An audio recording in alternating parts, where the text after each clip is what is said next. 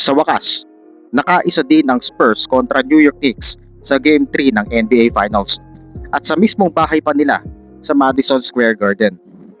Maagang umarangkada ang Spurs dito sa pangunguna ng Area 51.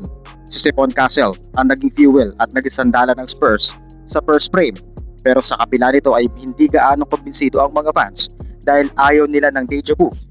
Pero as usual, strong start talaga ang Spurs dito, 33-22 sa first quarter kaagad.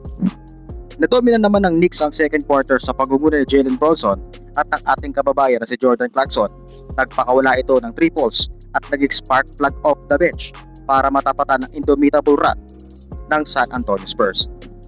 Bumawi naman sa third quarter ang Spurs after ma-dominate ng Knicks sa second quarter, 42-24. Sumagot ang Spurs ng 35-27 run sa third frame para makuha ulit ang momentum.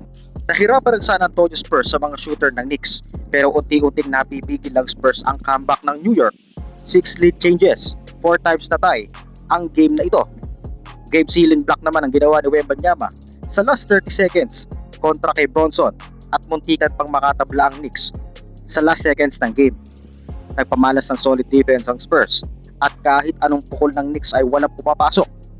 Kahit yung kanilang 3-point shooting, 115-111 ang final score.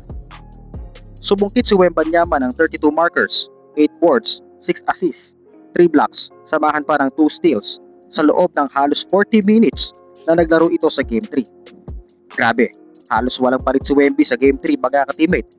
Paano nangyari yon? Well, as I said last video, walang makapantay sa production ni Wemby sa series na ito. Si Cornet na nag-iisang backup ni Wemby ay maalat pa sa asin sa loob ng 3 games at sa Game 3 nga, 9 minutes lamang itong lumaro.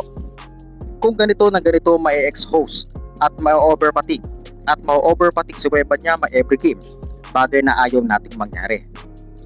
Kailangan na support ni Wemby from his teammates tulad ng ginagawa ni Stephon Castle at Dylan Harper.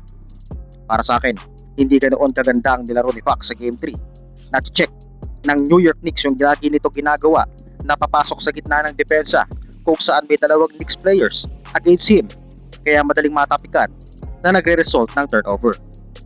Pero last part ng fourth quarter ay nakipagtagisan ito kontra kay Jalen Brunson sa clutch war.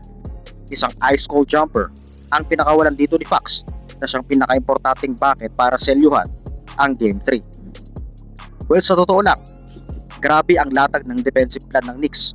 Hindi basta-basta nakaka-easy basket si Wemby sa pin dahil alam nila na kapag hinayaan nilang makakonik ito sa shaded lane, makakakuha ng momentum at kumpiyansa ang Spurs at lagi itong pupuntahan sa loob.